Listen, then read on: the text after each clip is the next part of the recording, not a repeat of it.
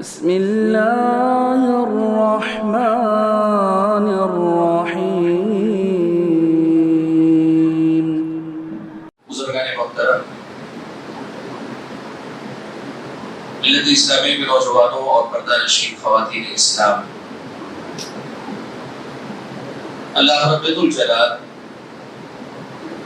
اس پوری کائنات کا تنہا خالق، تنہا مالک اور ہم سبھی کا تنہا معبود برحق، ہر قسم کی حمد و ثنا، ہر قسم کی تعریف و توصیف اور ہر طرح کی بڑائی، بزرگی اور میری اور آپ سبھی حضرات اور خواتین کی ہر چھوٹی بڑی عبادت ہے، ہماری اور آپ سبھی کے قریب ریاضت اور بندگی کا اکیلا اور تنہا مستحق رب ہے، معبود برحق ہے، جس کی بندگی میری اور آپ کی زندگی کا مقصد ہے اور جس کی بندگی میں ہماری زندگی کا گزرنا ہمارا اور آپ کا سب سے بڑا کمال، سب سے بڑا کارنامہ اور دنیا اور آخرت دونوں ہی مقامات پر کامیابی اور کامرانی کی ضمانت ہے۔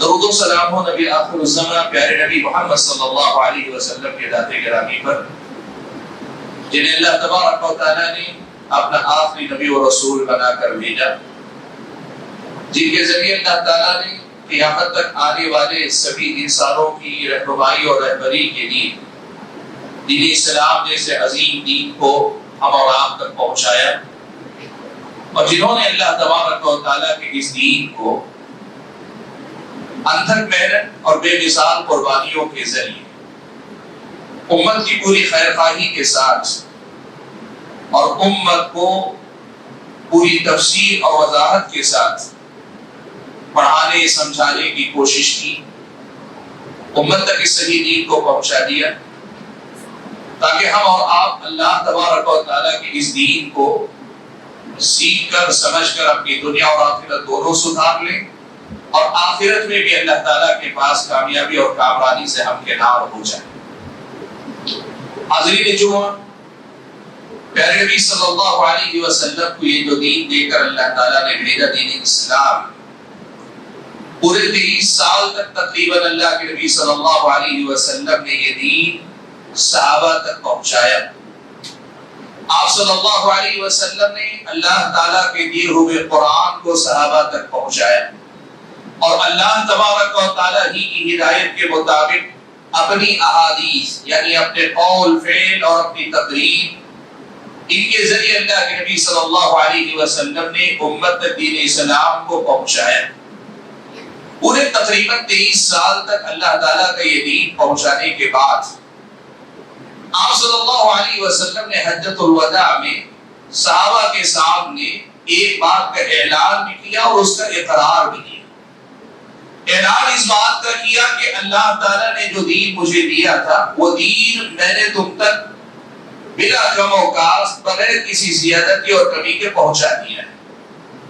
میں نے اس دین کو تم تک ویسے ہی پہنچا دیا ہے جیسے اللہ تعالیٰ نے پہنچانے کا حکم دیا، اور اس دین کو میں نے تمہارے درمیان دو چیزوں کی شکل میں چھوڑا ہے، ایک تو اللہ تعالیٰ کی کتاب ہے اور دوسری پیارے نبی صلی اللہ علیہ وسلم کی سنت یعنی اللہ کے نبی صلی اللہ علیہ وسلم کی احادیث کی شکل میں چھوڑا ہے۔ یہ بات آپ صلی اللہ علیہ وسلم نے سب سے پہلے تو صحابہ کو بتائی، اور اس کے بعد آپ نے صحابہ کرام سے اقرار لیا، الا هل بلغت، گواہی دو کہ کیا واقعتاً میں نے یہ دین تم تک پہنچا دیا، میں نے یہ دین تم کو سمجھا دیا، سکھا دیا، پڑھا دیا، اور کیا تم لوگوں نے یہ دین مجھ سے پوری طرح سے لے لیا ہے؟ الا هل بلغت۔ اللہ کے نبی نے جب یہ اقرار چاہا صحابہ سے تو صحابہ نے جواب دیا کہ بلا، اللہ کے نبی کیوں نہیں، یقیناً آپ نے یہ دین ہم تک پہنچا دیا، قد بلغت، آپ نے یہ دین ہم تک پہنچا دیا، وأدیت، اپنی ذمہ داری کو آپ نے ادا کر دیا، ونصحت، امت کے ساتھ خیرخواہی کے جو تقاضے تھے ان کو آپ نے پورا کر دیا۔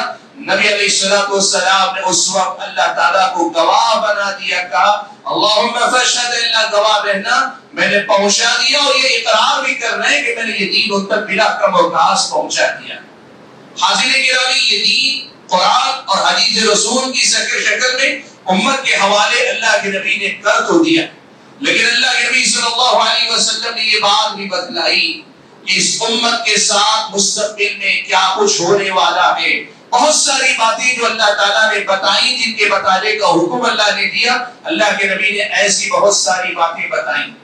ان میں سے ایک بات اللہ کے نبی نے یہ بھی بتائی کہ اگلے زمانے میں میری امت میں یہ معاملہ بھی ہوگا کہ یہود و نصارہ نے جو جو غلطیاں کی، یہود و نصارہ کے اندر جو جو گمراہیاں آئی، یہود و نصارہ نے جو جو گستاخیاں کی، وہ ساری گستاخیاں خود میری اپنی امت میں بھی کرنے والے لوگ ہوں گے۔ میں تفصیل میں نہیں جاؤں گا۔ یہود و نصارہ کی اس حوالے سے میں امت محمدیہ کے اندر ہونے والے ایک بڑے کردار کو یا ایک نمایاں کردار کو اصل میں سامنے لانا چاہتا ہوں۔ اللہ کے نبی نے یہ بات جو بیان کی کہ یہود و نصارہ کے نقش قدم پر تم چلو گے، آپ نے فرمایا لَتَتَّبِعُنَّ سَنَنَ مَنْ كَانَ قَبْلَكُمْ، تم ضرور اپنے سے پہلے والے لوگوں کے قدموں کا نقش قدم پر چلو گے۔ اللہ یہاں تک کہ اللہ کے نبی نے کہا کہ تم ان کے تسمے سے تسمہ ملا کر چلو گے، یعنی قدم سے قدم، نہ صرف قدم پہ قدم رہے گا، بالکل ٹھیک اسی طرح چلو گے۔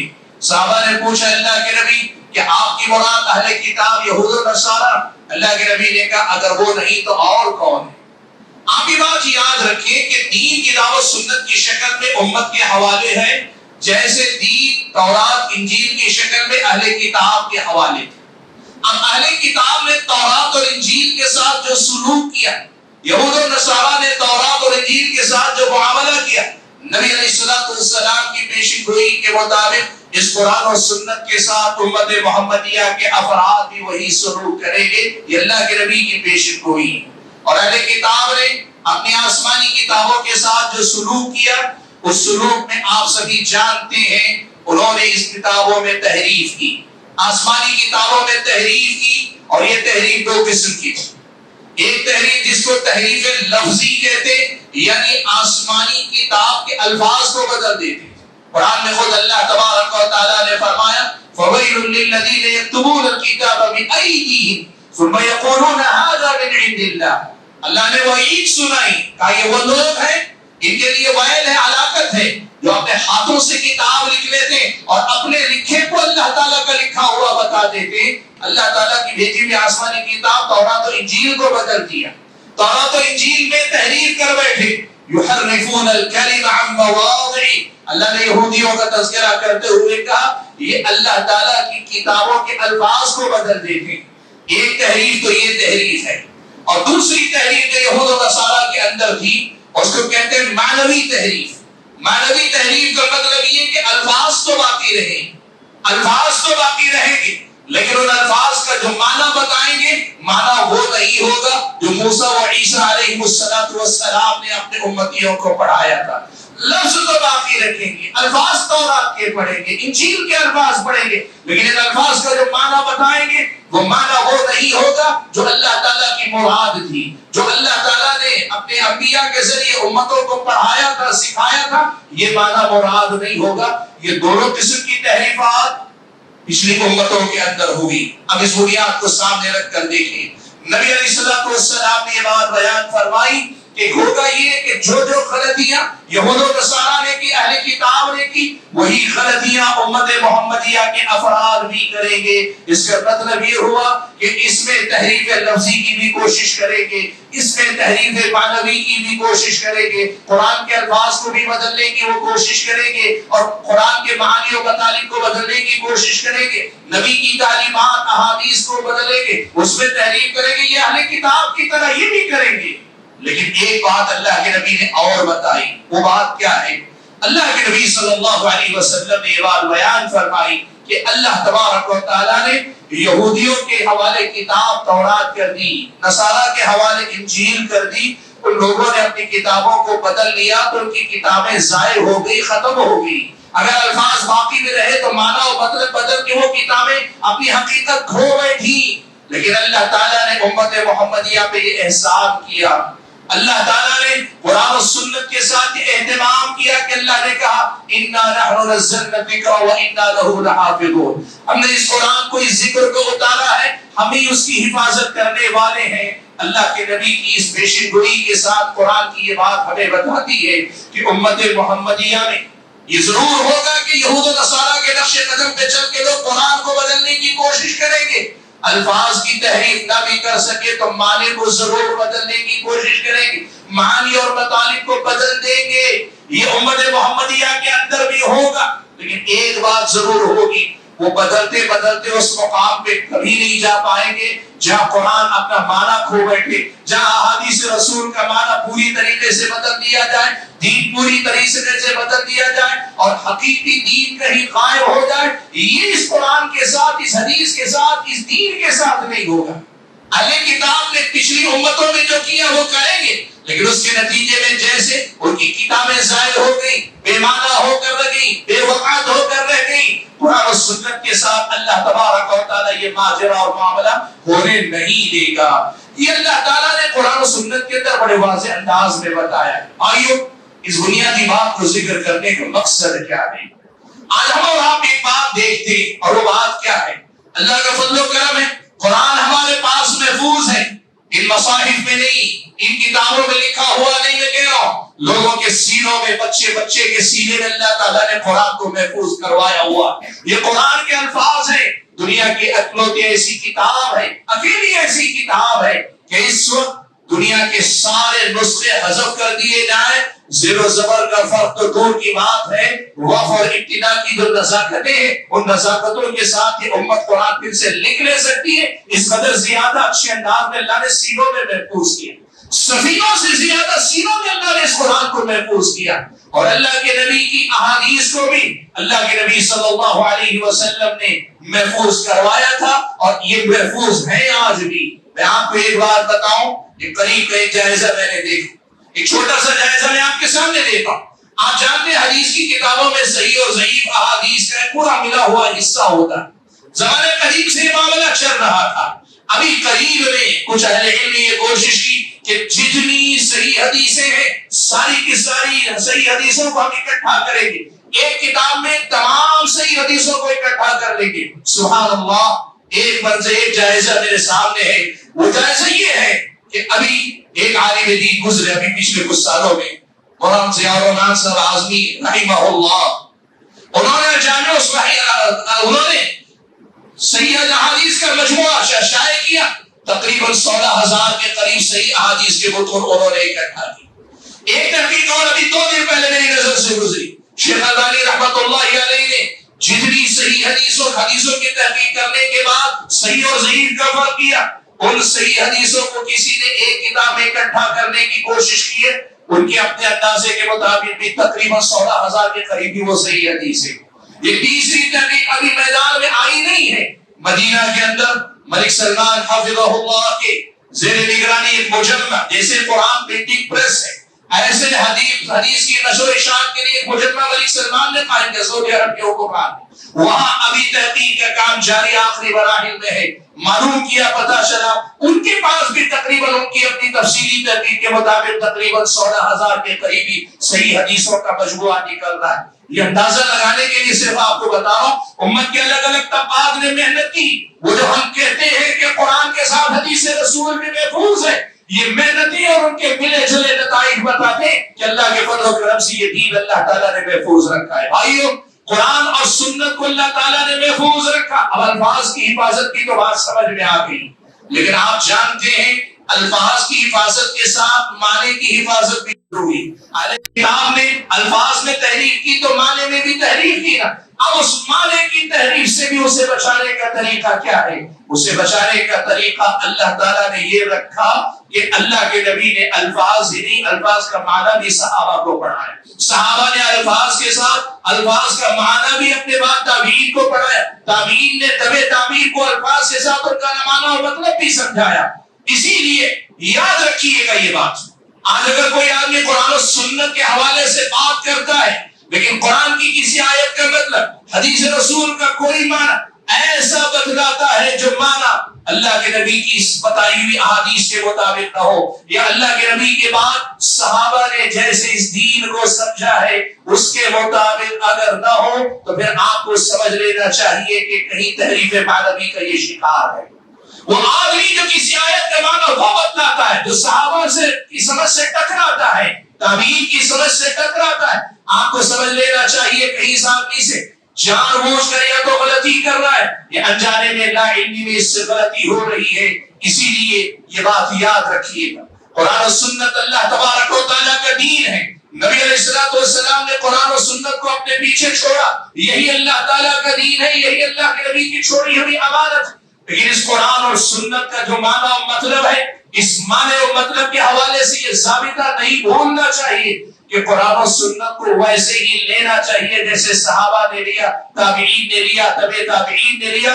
اسی کو ہم منہج سلف کہتے ہیں، اسی کو ہم فہم سلف کہتے ہیں۔ صحابہ نے جیسے سمجھا ویسے سمجھنا، اور اس کے ساتھ ساتھ اس بات کا خیال رکھنا کہ دین صحابہ نے جیسے لیا ویسے ہی لیے، جہاں سے لیا وہاں سے لے۔ دین لینے کے جو آداب طریقے صحابہ نے اللہ کے نبی سے سیکھے، اپنے بعد اپنے تابعین کو سکھایا، اسی طریقے سے دین کو لینے کی کوشش کرنی چاہیے۔ یہ منہج سلف ہے جو ہم اور آپ کو یہود و نصارہ کے نقش قدم پر چل کر دین میں تحریف کرنے والے یا دین میں غلطی کا شکار ہونے والے لوگوں کی غلطیوں سے بچنے کی ضمانت دیتا ہے۔ حاضرین گرامی، اسی لیے آپ یہ بات دیکھیے، قرآن و سنت میں ہم اور آپ کو بارہا یہ کہا گیا کہ ایمان بھی لانا ہے، اور ایمان ویسے لانا ہے جیسے صحابہ نے ایمان لائے۔ قرآن کی جو آیت کریمہ میں نے آپ کے سامنے پڑھی، اس میں اللہ تعالیٰ نے فرمایا فَإِنْ آمَنُوا بِمِثْلِ مَا آمَنْتُمْ بِهِ فَقَدِ اهْتَدَوْا وَإِنْ تَوَلَّوْا فَإِنَّمَا هُمْ فِي شِقَاقٍ۔ اللہ تعالیٰ نے ان یہود و نصارہ کا اہل کتاب کا تذکرہ کرتے ہوئے کہا اگر یہ اہل کتاب ایمان لائیں بِمِثْلِ مَا آمَنْتُمْ بِهِ، جیسے کہ تم ایمان لائے ہو۔ نزول قرآن کے وقت کے مخاطب صحابہ کرام، کہا فَإِنْ آمَنُوا بِمِثْلِ مَا آمَنْتُمْ بِهِ، یہ لوگ ایمان لائے جیسے تم ایمان لائے ہو۔ یا مطالبہ صرف ایمان کا نہیں، ایمان کے ساتھ ایمان ویسے لانے کا حکم ہے جیسے صحابہ نے ایمان لایا تھا۔ اللہ نے کہا اگر یہ ایمان لاتے اور ویسے لاتے جیسے تم لائے ہو فَقَدِ اهْتَدَوْا، تو یہ ہدایت یافتہ ہو گئے۔ اس آیت میں گویا آپ یوں سمجھیے قرآن و سنت کو صحابہ کی سمجھ کے ساتھ سلف صالحین کے فہم کے مطابق سمجھنے کو اللہ تعالیٰ نے ہدایت کی ضمانت قرار دیا۔ فَقَدِ اهْتَدَوْا، وہ ہدایت یافتہ ہو گئے۔ وَإِن تَوَلَّوْا، اور اگر یہ منہ موڑتے یا اہل کتاب ایمان لانے سے منہ موڑتے یا پھر ایمان تو لاتے جیسے تم ایمان لائے ہو ویسے ایمان لانے سے منہ موڑتے، فَإِنَّمَا هُمْ فِي شِقَاقٍ، تو یہ لوگ اختلاف میں پڑ رہے ہیں، یہ لوگ اختلاف میں پڑ رہے ہیں۔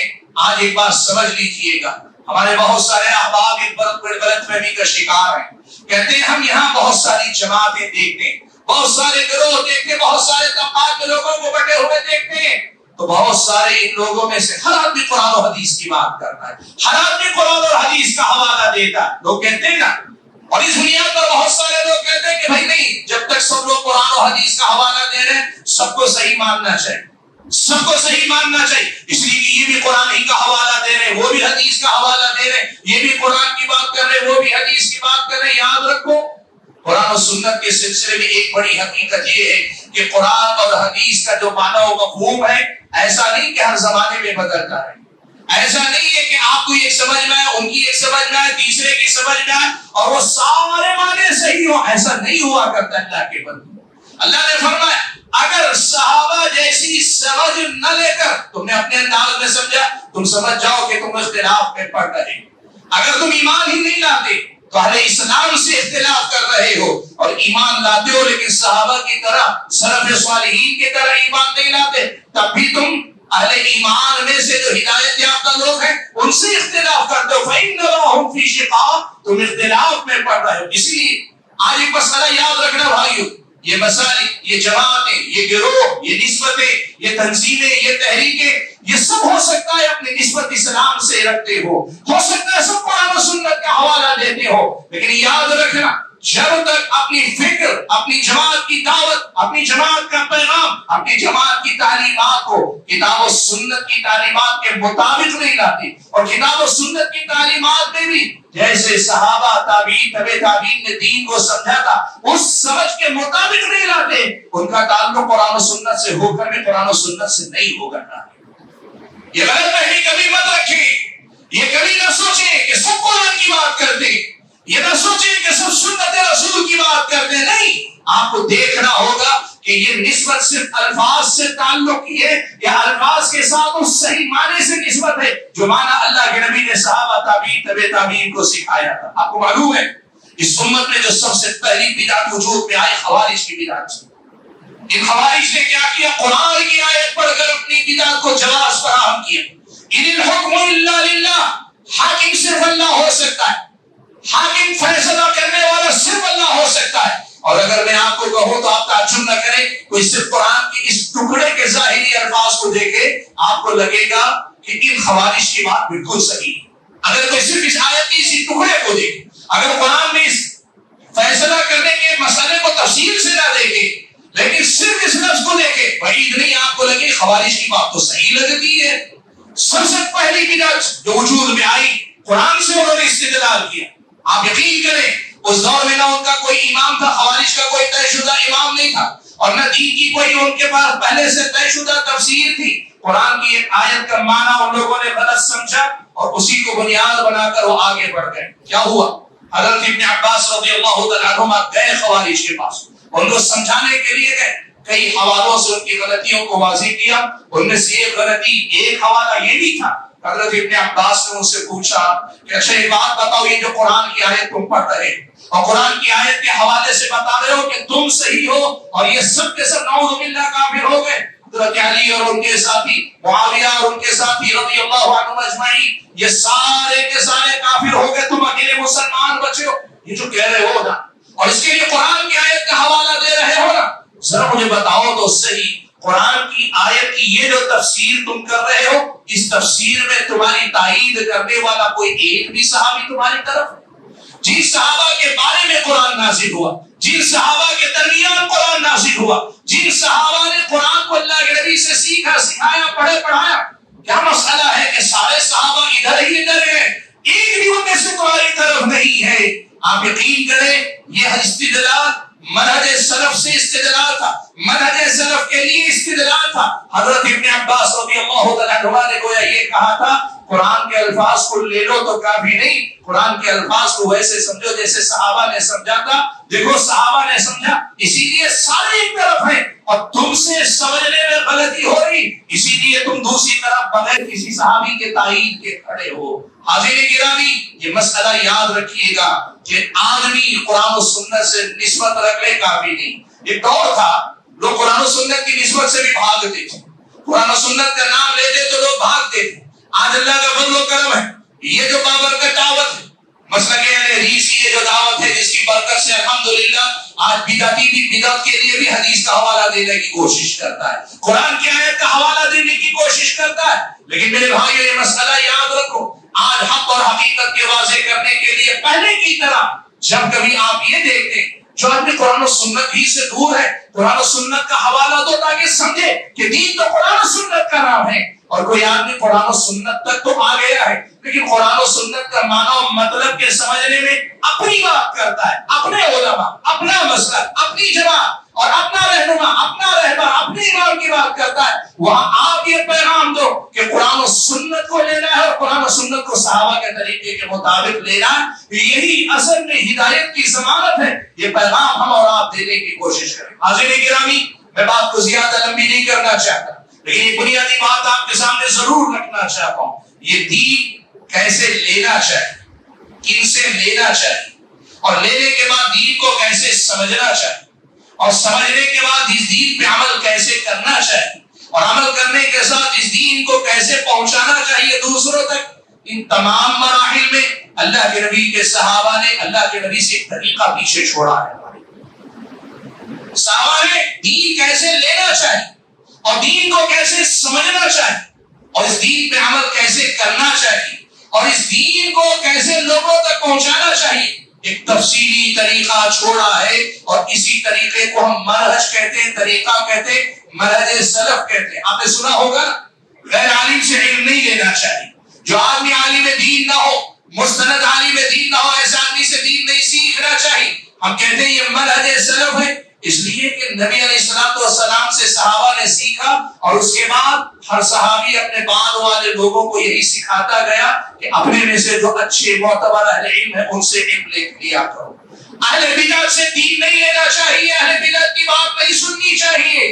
یہ جو آج منہج سلف کے نام پہ آپ کے سامنے دعوت آتی ہے، سمجھا کریں یہ وہی طریقہ ہے جو صحابہ نے اپنے بعد، تابعین نے اپنے بعد، تبع تابعین نے اپنے بعد کے لوگوں کو سمجھا کر بھیجا کہ دیکھو یہ دین اگر تم اہل علم سے لوگے تو جاہل لوگ، کم لوگ یا وہ لوگ جنہوں نے علم حاصل نہیں کیا اپنی عقل سے جو باتیں دین میں داخل کر دیں گے، ایسی باتوں سے محفوظ رہو گے. دین اہل علم سے لوگے، جیسا کا تیسا لوگے، جیسے صحابہ نے اللہ کے نبی سے لیا، صحابہ سے تابعین نے لیا. تم اہل علم سے لوگو کہ صحیح ڈھنگ سے لوگے. غیر عالم سے اگر دین لوگے اس کو بھی پتہ نہیں ہوگا وہ غلطی کہاں کر رہا ہے اور تمہیں بھی پتہ نہیں چلے گا کہ اس سے غلطی کہاں ہو رہی ہے. اہل بدعت سے اگر علم لوگے تو کیا ہوگا؟ اہل بدعت کا معاملہ یہ ہوگا وہ تحریف معنوی کے شکار ہوں گے. وہی بات جو میں نے آپ کے سامنے ابتدا میں کہی، قرآن کی آیت پڑھیں گے، حدیث رسول پڑھیں گے، لیکن جو معنی وہ بتا رہے ہیں کیا وہ معنی وہی ہے جو معنی اللہ کے نبی نے صحابہ کو سکھایا، تبع تابعین کو سکھایا؟ اس کی کوئی ضمانت نہیں ہوگی، بلکہ آپ یقین کریں ان کے بدعتی ہونے کی وجہ ہی یہی ہوگی کہ انہوں نے قرآن و سنت کو وہاں سے نہیں لیا، وہ ایسے نہیں لیا جیسے صحابہ تابعین نے لیا.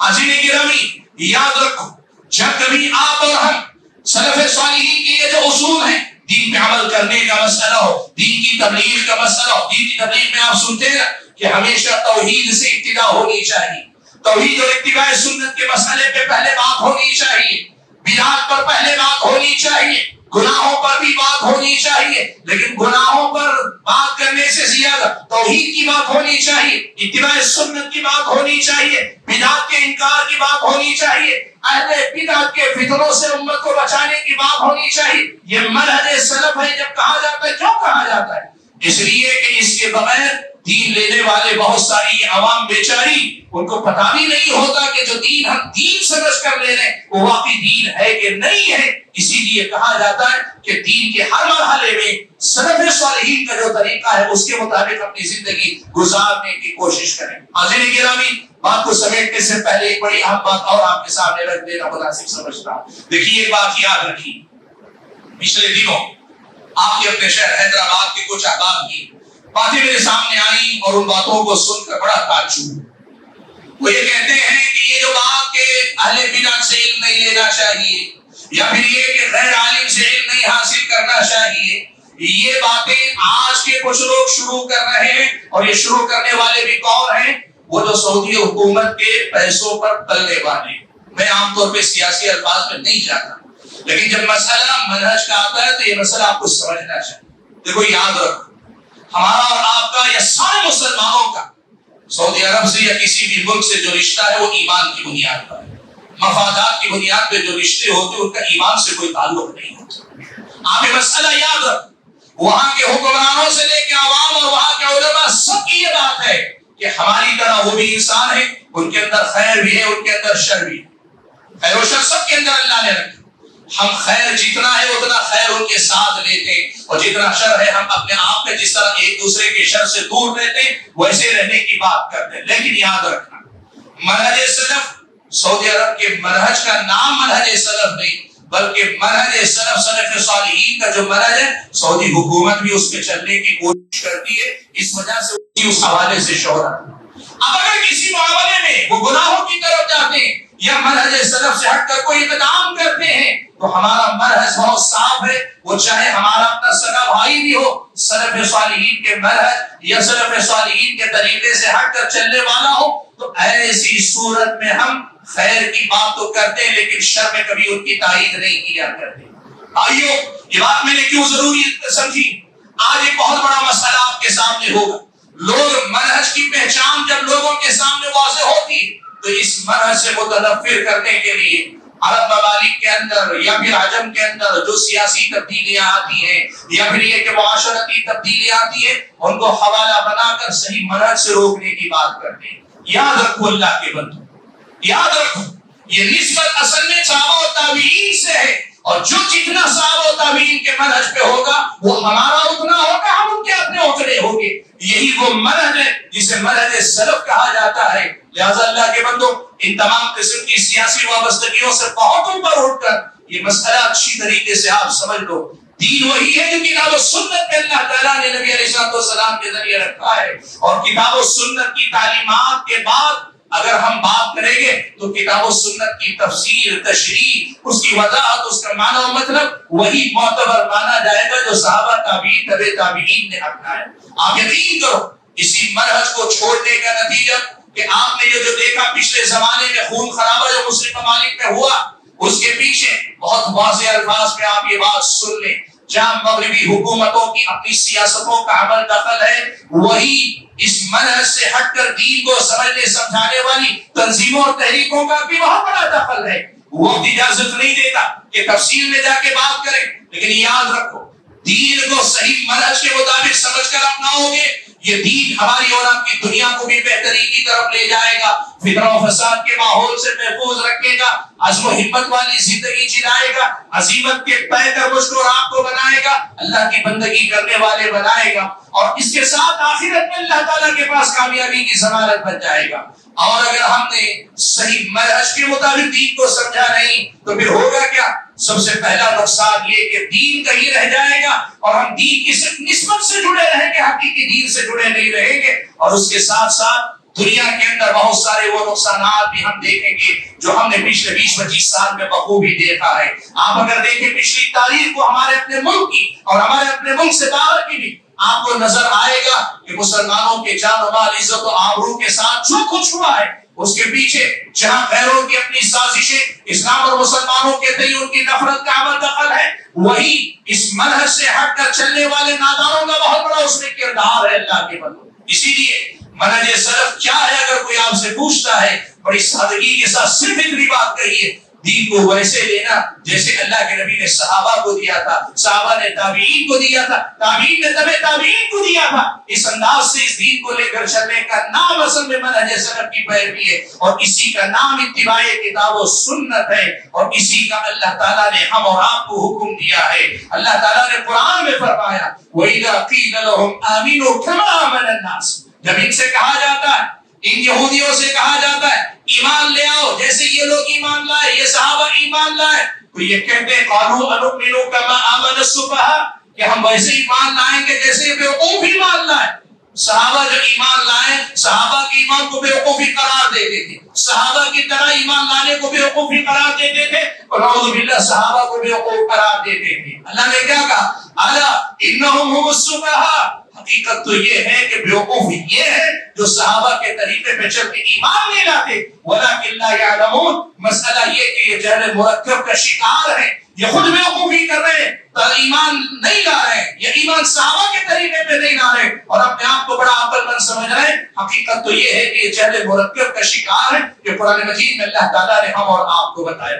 حاضرین گرامی، بات کو سمیٹتے ہوئے جو پیغام میں آپ حضرات اور خواتین کے سامنے دینا چاہتا ہوں وہ یہ: فتنے آئیں گے جائیں گے، لوگوں کی آزمائش ہوتی رہے گی، لیکن ہر آدمی کو یہ بات کم سے کم اپنی جگہ پہ رکھنی ہوگی، ہماری ساری نسبتوں سے اوپر اٹھ کر مسلک، جماعت، خاندان، قبیلہ اور دیگر جو وابستگیاں، مفادات وغیرہ، حکومتوں کی سیاست، حکومتوں کی پالیسی، سب سے اوپر اٹھ کر ایک سچا رشتہ کتاب و سنت سے جوڑنا ہوگا. اور کتاب و سنت سے جڑنے والا سچا رشتہ وہی ہے جو سلف صالحین کے منہج کے مطابق جڑے گا. اور اس کے علاوہ بہت سے رشتے ایسے ہوں گے جو بظاہر کتاب و سنت سے ہوں گے، لیکن وہ حقیقت میں کہیں نہ کہیں دھوکہ ہوگا. آدمی سمجھ تو رہا ہے کہ میں قرآن و سنت سے جڑا ہوں، لیکن روز قیامت جائے گا تو پتا چلے گا قرآن کے الفاظ کا ظاہری معنی یا قرآن کے الفاظ کا وہ معنی جو کسی اور نے سکھایا وہ تم نے اپنا لیا. جو دین اللہ کے نبی نے صحابہ کو سکھایا، جو معنی اللہ کے نبی نے صحابہ کو، صحابہ نے تابعین کو سکھایا، اس کو تم نے چھوڑ دیا. قرآن میں اللہ تعالیٰ نے یہ منظر بتایا کہ قل هل انبئكم بالاخسرین اعمالا، اللہ کے نبی آپ ان سے پوچھیے کیا میں تم کو بتاؤں سب سے زیادہ خسارے میں کون ہوں گے؟ الذین ضل سعیهم فی الحیات الدنیا، زندگی میں بڑی محنت کر کے آئے وهم يحسبون انهم يحسنون صنعا، اور یہ سمجھ کر آئے کہ ہم بہت اچھا کر کے آ رہے ہیں، لیکن اللہ کے پاس پہنچیں گے ان کے اپنے سارے اعمال برباد کر دیے جائیں گے، ان کی محنتیں ہو کر بھی محنت نہیں مانی جائے گی، اس کی کوئی اجرت ان کو نہیں ملے گی، کوئی بدلہ نہیں ملے گا۔ تفسیر پڑھ کے دیکھیں، یہ وہ لوگ ہوں گے جو عبادت تو کریں گے لیکن نبی کے طریقے پہ نہیں ہوگی، وہ دین میں تو چلیں گے لیکن دین کی حقیقی شکل و صورت میں نہیں ہوں گے۔ یہ وہ لوگ ہیں جو یا تو یہود و نصارا کی طرح دین سے دور تھے، یا اہل بدعت کی طرح سنت کے مطابق، صحابہ کی سمجھ کے مطابق دین پہ عمل کرنے والے نہیں تھے۔ اللہ سے دعا کیجیے کہ اللہ تعالیٰ مجھے اور آپ سبھی حضرات اور خواتین کو اس دین کو صحیح انداز سے سمجھنے والا مسلمان بنا دے۔ اللہ تعالیٰ مجھ کو اور آپ کو ہر قسم کی فطروں، ہر قسم کی بدعتوں سے بچا لے۔ اللہ تعالیٰ اس دین کو سلف صالحین کے سمجھ کے مطابق خود سمجھ کر ساری دنیا کو سمجھانے کی کوشش کرنے کی توفیق عطا فرمائے۔ اللہ تعالیٰ جب تک دنیا میں رکھے فطروں سے بچائے رکھے، اور جب اپنے پاس بلائے تو ایمان کی حالت میں بلائے۔ ہم میں سے جو بیمار ہیں ان کو شفا عطا فرمائے، جو پریشان حال ہیں اللہ تعالیٰ کی پریشانیوں کو دور فرمائے، جو قرض دار ہیں ان کی قرض کی ادائیگی کے اسباب اللہ تعالیٰ مہیا فرمائے، اور جو لوگ انتقال کر گئے اللہ تبارک و تعالیٰ ان کی مغفرت فرما دے، ان کو جنت نصیب فرمائے۔ ان کو ملت کے حالات کو اللہ تعالیٰ مسلمانوں کے حق میں اور اس ملک کے عام عوام کے حق میں بہتر کرے۔ مستقبل میں اللہ تبارک و تعالیٰ امت کے حق میں بہتر فیصلے فرمائے۔ ہمارے اور آپ کے مستقبل میں ہمارے اور آپ کے گناہوں کی سزا ہم پہ مسلط نہ کرے، اس کے مقابلے میں ہمیں معافی دے دے، اور ہم پر ایسے لوگوں کو لائے جو لوگ سب کے ساتھ ہمارا بھی بھلا کرنے والے ہو۔ اللہ تعالیٰ ہم اور آپ کو جب تک دنیا میں رکھے ایمان اسلام کا قائم رکھے، اور جب اپنے پاس بلائے تو ایمان کی حالت میں رکھے۔ آمین وآخر دعوانا الحمد للہ رب العالمین۔